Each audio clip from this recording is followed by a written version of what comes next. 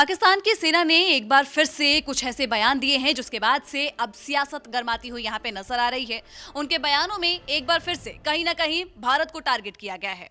आसिम मुनीर साफ तौर पे ये कहते हुए नजर आ रहे हैं कि पाकिस्तान के या तो फिर सियासतदान हो या फिर राजनीतिक दल हो या कोई भी दल हो, अगर पाकिस्तान की एकता के खिलाफ कोई भी आवाज उठाता है तो हम ये कतई बर्दाश्त नहीं करेंगे। क्या है ये पूरा मामला, जानने के लिए हमारे साथ में रजत मौजूद है, इनसे जानेंगे। रजत, जिस तरीके से साफ तौर पे इस बार पाकिस्तान की ओर से, उनकी सेना की ओर से, आसिम मुनीर की जो सेना है उनकी ओर से ये साफ तौर पे कह दिया गया कि चाहे राजनीतिक दल हो या कुछ भी हो, बर्दाश्त कतई नहीं किया जाएगा। ये नई टॉर्चर पॉलिसी जो आसिम मुनीर की एक नजर आ रही है यहाँ पर, ये क्या है?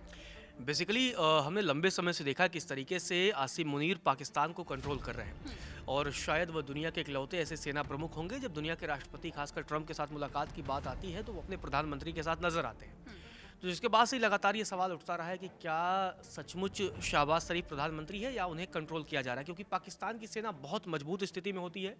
पाकिस्तानी सेना और आईएसआई मिलकर ही पाकिस्तान को चलाती है, ये बात पूरी दुनिया जानती है। इसीलिए आसिम मुनीर अब नई टॉर्चर पॉलिसी ला रहे हैं। नई टॉर्चर पॉलिसी बेसिकली वो है कि जो भी नेता ऐसी कोई बयानबाजी सेना पर सवाल उठाएगा या उनके मंसूबों पर सवाल उठाएगा तो उनके खिलाफ कड़ी कार्रवाई की जाएगी, और सेना की तरफ से यही पूरा बयान सामने आया है।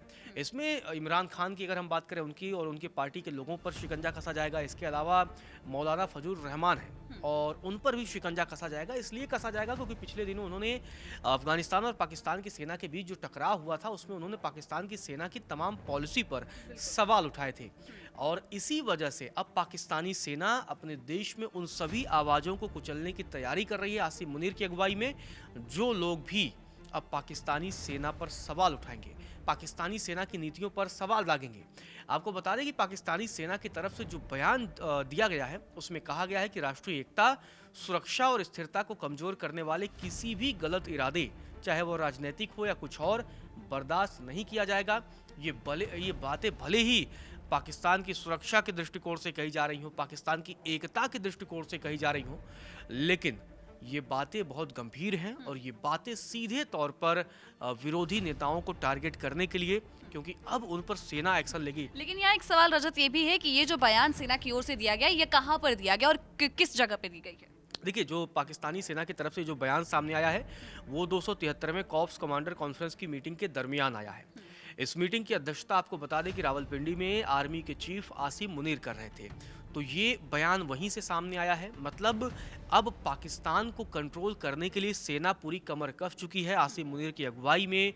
अब आप समझिए, ऑपरेशन सिंदूर में मार खाने के बाद भी आसिम मुनीर को फील्ड मार्शल बना दिया जाता है, और इसके बाद भी लगातार अब पाकिस्तानी सेना पूरे पाकिस्तान को कंट्रोल करने की वैसे ही कोशिश कर रही है जैसे पहले कभी जनरल परवेज मुशर्रफ ने किया था, बाद में वो राष्ट्रपति बन गए थे। तो क्या ये भी एक बड़ा सवाल है कि क्या आसिम मुनीर इस तरीके का कंट्रोल करके क्या वो राष्ट्रपति बनने का भी ख्वाब देख रहे हैं? ये भी अपने आप में एक बहुत ही बड़ा और गंभीर सवाल है।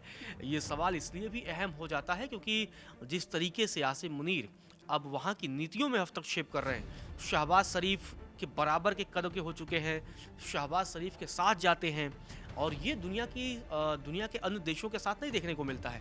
तो ये एक बहुत बड़ी बात है। और आपको बता दें कि दो प्रमुख सियासतदान हैं, मौलाना फजलुर रहमान और इमरान खान, ने सेना की नीतियों पर सवाल उठाए थे। इसी की वजह से अब ये पाकिस्तानी सेना ने शिकंजा कसा है। इसमें कई बयान, पहले तो सेना का वो बयान दर्शकों को बता देते हैं जिससे दर्शकों को ये समझ में आए कि आखिर सेना ने पूरा कहा क्या है। उन्होंने ये कहा है कि भाग लेने वालों ने तय किया है कि राष्ट्रीय एकता, सुरक्षा और स्थिरता को कमजोर करने वाले किसी भी गलत इरादे, चाहे वो राजनीतिक हों या कुछ और, को बर्दाश्त नहीं किया जाएगा, और न ही किसी को सशस्त्र बलों और पाकिस्तान के लोगों के बीच फूट डालने की इजाज़त दी जाएगी। ये बयान सीधे तौर पर पाकिस्तान की सेना की तरफ से आया है, और इसके अलावा दो तीन कुछ बयान अहम हो जाते हैं। लेकिन ये जो इन्होंने कहा है कि फूट डालने की कोशिश की इजाज़त जो है यहाँ पे नहीं दी जाएगी, कहीं ना कहीं जमीयते उलेमाए इस्लाम, यानी कि हम बात कर रहे हैं मौलाना फजलुर की, जिन्होंने अफगानिस्तान और पाकिस्तान के रिश्तों पे ये बयान दे दिया था, जिसके बाद से ये पूरा विवाद फैला, उसी पे कहीं ना कहीं उन्होंने टारगेट किया। लेकिन इस बीच इंटरेस्टिंग बात ये भी है रजत कि इतनी सारी चीज़ें उन्होंने बताई, लेकिन सीधे तौर पर उनके जवाब, जो सवाल उन्होंने किया था उसका कोई जवाब इन्होंने नहीं दिया। पाकिस्तानी सेना की वो आदत है, पाकिस्तानी सेना सीधे सवालों का जवाब कहाँ देती है। मौलाना फजलुर रहमान को टारगेट क्यों किया जा रहा है ये समझ लेना ज़रूरी है। 21 दिसंबर को मौलाना फजलुर रहमान कराची के लियारी में पहुंचते हैं, वहां पर एक बयान देते हैं। लियारी आजकल वैसे भी फिल्म धुरंधर की वजह से बहुत सुर्खियों में है। लोग जानना चाह रहे हैं कि आखिर ये लियारी क्या है, लियारी गैंग और लियारी कैसे कराची पर कंट्रोल करता है, उसकी बड़ी चर्चा हो रही है। वहीं उसी लियारी से मौलाना फजलुर रहमान बयान देते हैं और कहते हैं कि अगर पाकिस्तान काबुल पर अपने हमलों को जायज़ ठहराता है तो भारत ने मुरीदके और बहावलपुर पर हमला कर कर क्या गलत किया। तो ये जो बयान है ये सीधे तौर पर भारत के समर्थन में बयान देखा जा रहा है मौलाना फजलुर रहमान का। और दूसरा एक और बयान सामने आता है, आपको बता दें कि आगे जब उन्होंने पूरी तरीके से जो बात उन्होंने कही थी, हम चाहेंगे कि डिटेल में आप बताएं कि उन्होंने ऐसा क्या कहा था। बिल्कुल, क्योंकि उन्होंने सीधे तौर पर पाकिस्तान की जो फौज है उसकी पॉलिसी पर सवाल उठाए थे।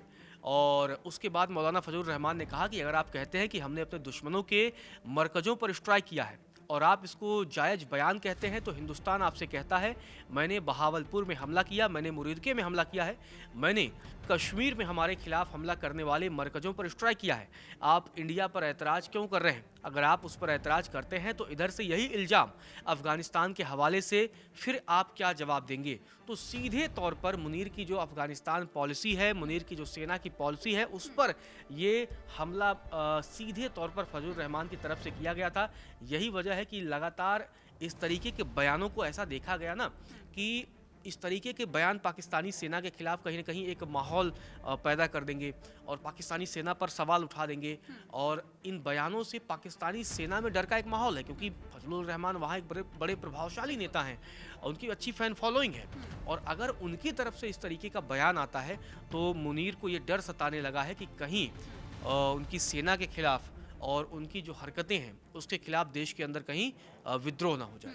बिल्कुल रजत, और जिस तरीके से आपने बताया कि क्यों फजलुर रहमान के बयान के बाद से ये विवाद है और उसके बाद से इमरान खान का भी अगर हम जिक्र करें तो दरअसल लगातार इमरान खान और उनकी जो पार्टी के नेता है वो भी लगातार सेना की नीतियों पर सवाल उठाते रहे हैं। यही कारण है। और जो सेना के जो इस वक्त पाकिस्तान की सेना है वो लगातार इमरान खान को मानसिक तौर पर बीमार साबित करने की पूरी कोशिश में यहाँ पर लगी रहती है। तो यही कारण है कि यहाँ पर कहीं ना कहीं निशाना तो दो व्यक्ति थे, लेकिन ये कहा गया है कि अगर कोई भी पाकिस्तान में फूट डालने की कोशिश करता है तो हम उसको कतई नहीं बख्शेंगे, ना ही कि किसी भी तरीके से इसको बर्दाश्त किया जाएगा। लेकिन अब देखना होगा कि आसिम मुनीर जिस तरीके से ये रणनीति रच रहे हैं, हम टॉर्चर इसलिए कह रहे हैं क्योंकि उन्होंने इस सारी बातों को कहते हुए अपनी सेना को साफ तौर पे ये भी निर्देश दे दिया है कि सेना पूरी तरीके से तैयार रहे, ट्रेनिंग करे और तमाम तरीके से उनको डेवलप करने की कोशिश यहाँ पे आसिम मुनीर करते हुए नजर आ रहे हैं। और सेना को साफ तौर पे कहा है कि हर तरीके का प्रशिक्षण आप ले ताकि आप मजबूत रह सके। अब देखना होगा कि उनकी सेना कितनी मजबूत है। हालांकि पाकिस्तान की सियासत में